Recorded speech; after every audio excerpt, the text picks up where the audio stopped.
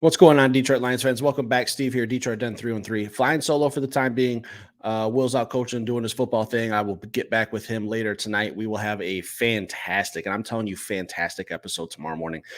I'm excited to talk about it. It's going to be a hot topic. We're going to set the record straight on some of the nonsense that we're seeing nationally and what's going on. Real quick, also, before I get into it, please hammer that like button. It is greatly appreciated. Subscribe if you feel the need to. I was at work today and a little busy, but I did tune in. It was mostly listening more than watching. I was tuning into the Good Morning Football. If you're not familiar with that show, they're a big show on NFL Network. I absolutely love that show. I watch it almost every day when I can. They brought up an interesting topic, and it involved the Detroit Lions. The topic was, pretty much like are you in or are you out?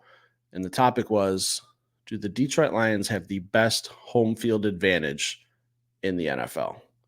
Now, I'm biased, okay?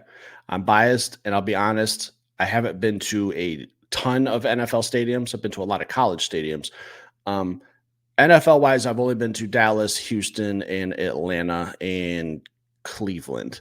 So those are the only four I've ever really been to. So this is kind of what I'm measuring it up against. And I'm biased when I say that I feel like our fans are the best. I've been in a lot of environments football-wise, and I could put my homer aside and say that I truly believe the Detroit Lions have the best fans. Not just because I am a Detroit Lions fan. I call me a homer. I really don't care. Maybe I'm being biased. Hard to tell here. But do the Detroit Lions have the best home field advantage in the NFL? So Sunday night, we get into the stadium a little early, and I didn't get the sense that it was the same atmosphere as the playoffs when we played the Rams and the Buccaneers last year. I didn't get that feel, that energy. It was more like I felt excitement in the air. I could feel like, man, everyone had a really long offseason, a really long end of the winter, spring, summer. Everything was very long because we really just wanted to get back to Ford Field and see our Detroit Lions play football. I can't say that it was the same atmosphere as when Derek Barnes picked off Baker Mayfield to seal the deal against the Buccaneers last year and clinch a spot in the NFC Championship game. That was the best football atmosphere I've ever felt back in January. Sunday night's game was absolutely amazing. Like I'll give it a 8.5 out of 10. And that playoff atmosphere, the final game against Tampa was a 10 out of 10 for me. So it wasn't the same, but it was close. We were really knocking on the door of being in the same neighborhood as that environment. And again, it was a long winter, a long spring, a long summer. Football's finally back. There was excitement. Everyone wanted to be downtown Detroit. We got up and we tailgated very, very early. And in my mind, I was thinking my friends are probably going to hate me because they usually work night shift and we're going up early for tailgating. And we weren't the first ones there. I really thought like, all right, we're going to pull into this parking lot. We're going to be the first ones there. There was people who beat us there. I was shocked. I was happy. It's kind of like, all right, man, we got some diehards in this parking lot. This is what I'm talking about. Like, this is the environment I wanted to see. And once that parking lot started to fill up, man, you could just kind of tell like, all right, we're all about to make that walk into the stadium and it's going to be great. Brian Branch, I saw a segment on Twitter. He was being interviewed, or it was Terrion Arnold.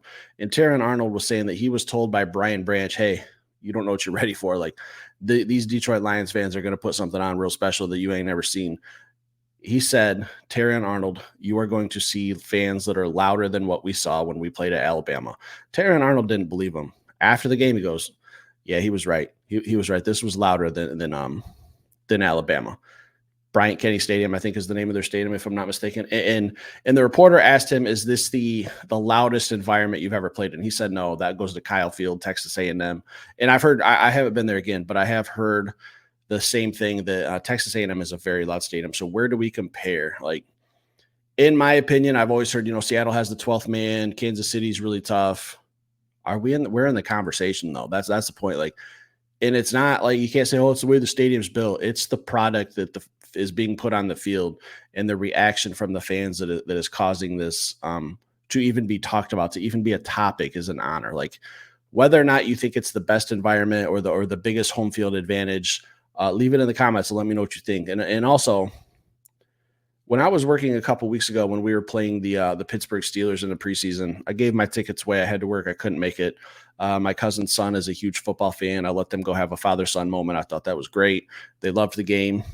When I was watching on TV, I heard that they said that there was 50 some thousand fans there for a preseason game, sold out, standing room only for a preseason game. Like that's what we do here in the city of Detroit. People are still rioting from the draft. They brought the draft to Detroit and we put on an absolute show. We showed how it was done. We did it safely, no incidents, no arrest with that many people downtown drinking all day. We set the record. Like this is I love hockey. I love my hockey. This is football town. Okay. I'm sorry. And I don't mean to disrespect the Red Wings. You know, once they get back to their old selves, maybe we can make an argument. But right now, today, Tuesday, September 10th, 2024, Detroit, Michigan is football town. Hockey town, you kind of maybe on the back there. And again, diehard Red Wings fan. I wish I could show you my camera. I got a bunch of Red Wings stuff above me right here. A bunch of memorabilia, signed pucks, bobbleheads, some signed sticks, helmets. Like I got it all. I love hockey. Used to play hockey. Love the sport. Second favorite sport to watch. I don't mean any disrespect, and there's probably going to be a lot of people who don't agree with me. Right now, today, the Lions are the ticket of Detroit. If you got offered tickets to a Detroit Lions game or a Red Wings game on a Friday or Saturday night, prime time, I think you're going to take the Lions game. It's just it just kind of goes with the momentum. This is just kind of where we are as a city today. We live and die by our Detroit Lions. You go to your plant, you go to your work Monday through Friday, Monday through Saturday. You take Sundays off, you go to Ford Field. That's how Michiganders are raised. I'm not a Detroiter. I almost said how Detroiters are raised. I'm speaking for myself as a Michigan man. Sundays are for Detroit Lions football. If you have a wedding or anything in the fall, my wife and everyone around us knows we're not coming on a Sunday. Lions football, unless it's an absolute immediate family, we will not be attending. This is the culture that Dan Campbell and Brad Holmes have built. Putting a positive product onto the field. Fans will fill up the seats and fans will always support the Detroit Lions. You have to put a product out that's worth watching, though. And they have. We have a wait list for season ticket holders, 15,000 people. Probably that number is probably bigger now if I had to guess. So here's the question. Final comment of the show. Do the Detroit Lions have a top home field advantage in the NFL? And also leave some comments down below. I want to know some other stadiums you guys have been to NFL wise. Leave it in the comments. Stick around. Please hit that like button. Subscribe if you must. And I will be back later tonight with Will. Episode out tomorrow, probably around 7 a.m. guys. Stick around. Thanks for watching.